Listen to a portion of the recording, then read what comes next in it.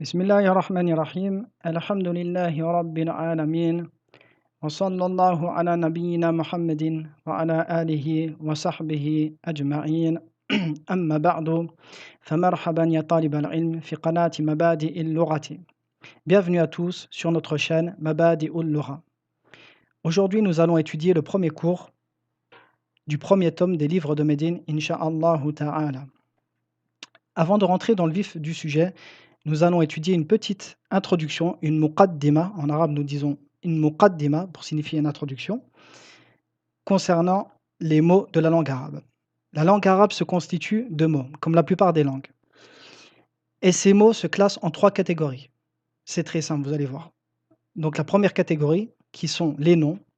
Nous disons en arabe un nom, un ism, ismun. Deuxième catégorie, les verbes ou le verbe. Fi'lun, fi'lun. Troisième catégorie, une particule qui est en arabe harfun. Chaque mot de la langue arabe vient obligatoirement rentrer dans une de ces trois catégories. Comme je l'avais mentionné précédemment dans la vidéo d'introduction, nous allons utiliser pour notre étude deux cahiers. Un cahier destiné à la grammaire et un cahier destiné au vocabulaire.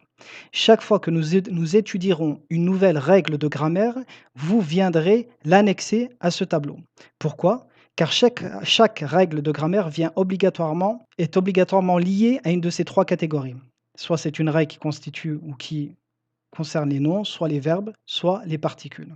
El-ismu, le nom. Dans la langue arabe, qu'est-ce que le nom ? Le nom dans la langue arabe, contrairement au français, le français, nous avons un nom propre. Ensuite, nous avons les adjectifs, les COD, les COI, ainsi de suite. Le nom en français est juste le nom et le nom propre. Quand on voit un COD ou un COI en adjectif qualificatif, ainsi de suite, ce n'est pas un nom. En arabe, c'est beaucoup plus simple que cela. Un nom en arabe, c'est tout ou tout mot qui indique un sens par lui-même, qui n'est pas lié à un temps.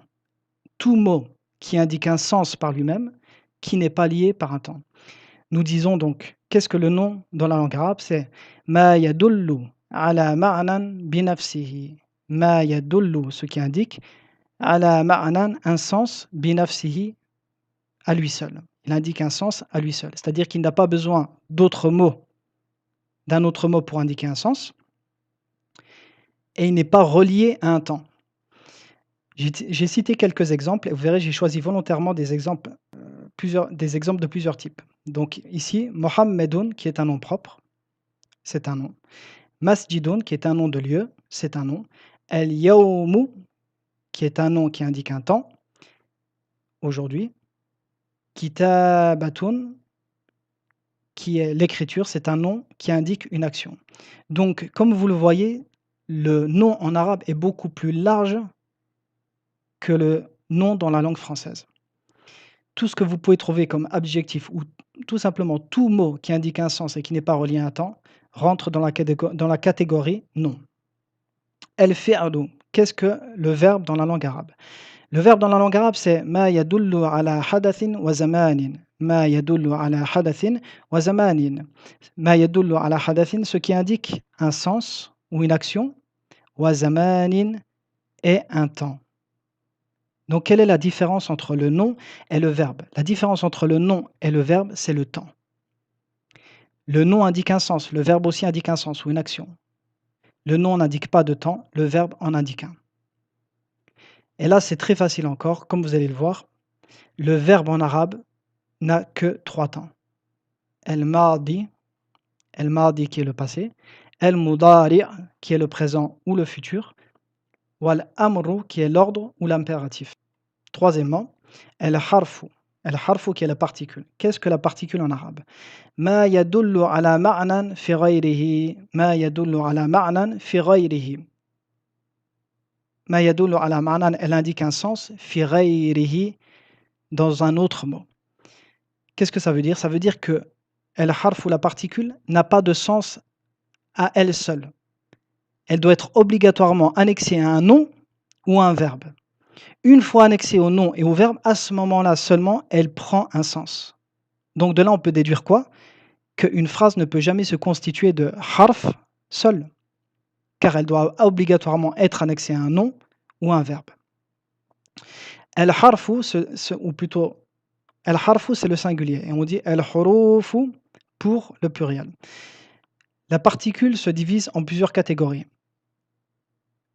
Toutes ces catégories, à chaque fois que nous en étudierons une, vous viendrez l'annexer à notre tableau, qui à la fin constituera comme un grand arbre généalogique de la langue arabe. Ad-Darsul Awwal, le cours numéro 1. Donc nous voici enfin dans les tomes de Médine. Le cours numéro 1 est le cours de Al-Asma'u Al-Isharatu.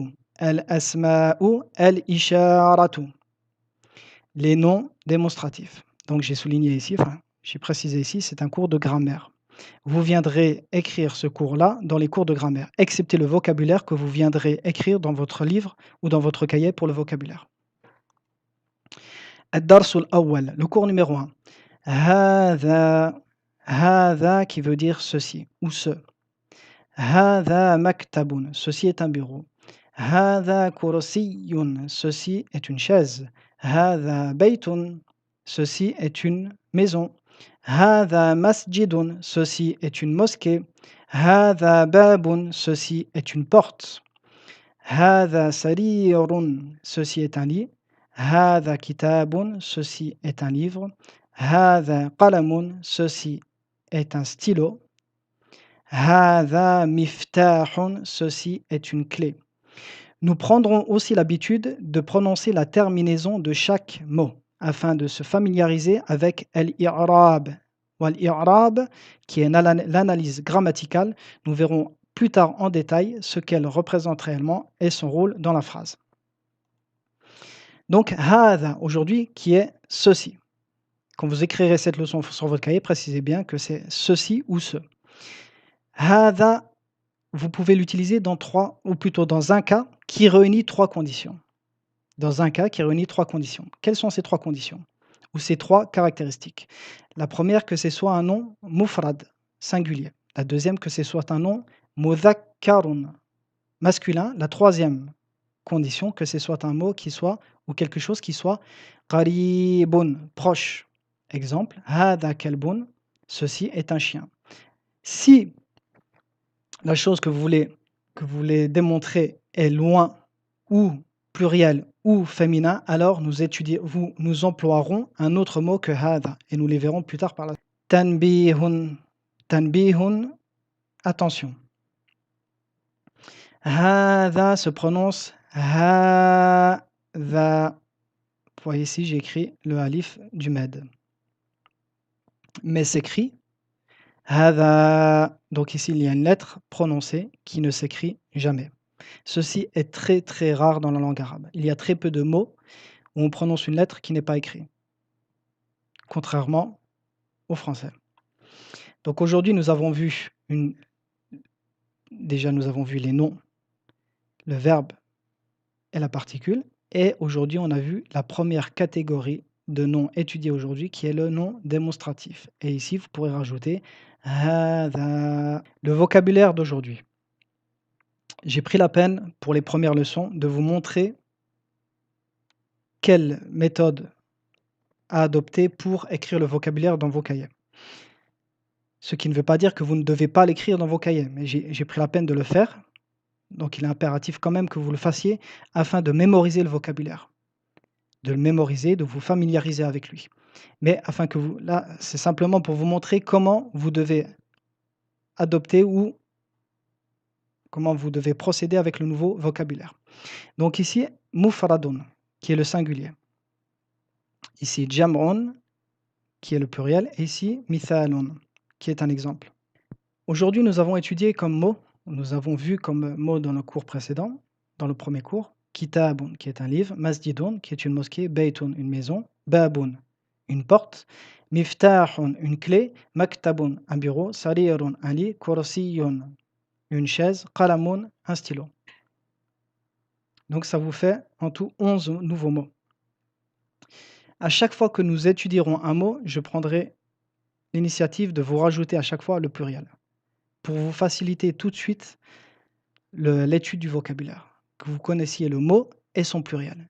Et après une phrase succincte afin de pouvoir le mettre en pratique. Donc le pluriel ici de kitab, kutubun, masjid, masajidu, baytun, buyutun et ainsi de suite. Et un mithal, un exemple à chaque fois. Donc pour l'instant, nous avons très peu de vocabulaire. Donc pour les mithals, je fais au plus simple. Donc hadha kitabun comme nous l'avons vu. Hadha masjidun, hadha baytun. Hadha babu al-masjidi. J'ai pris volontairement, j'ai utilisé cette expression pour vous familiariser avec elle dès le début. Hadha babu al-masjidi, ça veut dire ceci est la porte de la mosquée. Hadha miftahu al-bayti, ceci est la clé de la maison. Hadha maktabu al-masjidi, ceci est le bureau de la mosquée.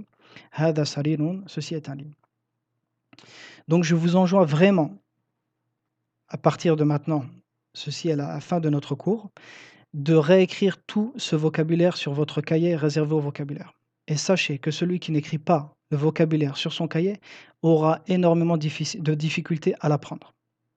Et celui qui fait l'effort d'avoir un cahier de brouillon et écrire les mots et les répéter, écrire des lignes et des lignes de mots, verra que le vocabulaire va s'ancrer facilement, Inch'Allah, et aura beaucoup plus de facilité par la suite. C'est comme un investissement de temps que vous faites. Sachez que la révision est facile. La difficulté de la révision dépend du temps que vous avez donné à l'apprentissage. C'est comme un investissement, comme une épargne. Vous épargnez du temps, c'est-à-dire que vous allez mettre plus de temps maintenant, mais vous allez le récupérer à long terme. Donc celui qui pense pouvoir profiter en regardant juste la vidéo et avancer comme ça, et ben par la suite, il aura beaucoup plus besoin de révision qu'une autre personne. Donc il est primordial que vous écriviez ce vocabulaire et celui qui a le temps, qu'il le réécrive sur un brouillon. Et on est tous passés par là. En Égypte, il y a beaucoup de frères qui ont fait des lignes et des lignes de mots, alors que c'est des frères qui avaient certains la trentaine, d'autres la quarantaine, mais des frères qui avaient plus de 60 ans, on en a vu. Et ils faisaient l'effort d'écrire les mots, les répéter comme des enfants, mais c'est comme ça. C'est comme ça, l'étude d'une langue passe par là. Mais celui qui le fait, bi'idhnillah, verra des fruits. Donc à partir du moment-là, moi je vous laisse. Le cours est fini pour moi, mais là c'est à vous de jouer. C'est-à-dire que la vidéo est volontairement courte pour que vous puissiez travailler tout de suite, que vous ne laissiez pas une période ou un temps où vous allez vous laisser aller et après délaisser le cours. Travaillez dès maintenant, remettez tout de suite sur papier, sur votre cahier et je vous dis à très bientôt, Inch'Allah, pour une nouvelle vidéo. Wa sallallahu ala nabiyyina wa sallam.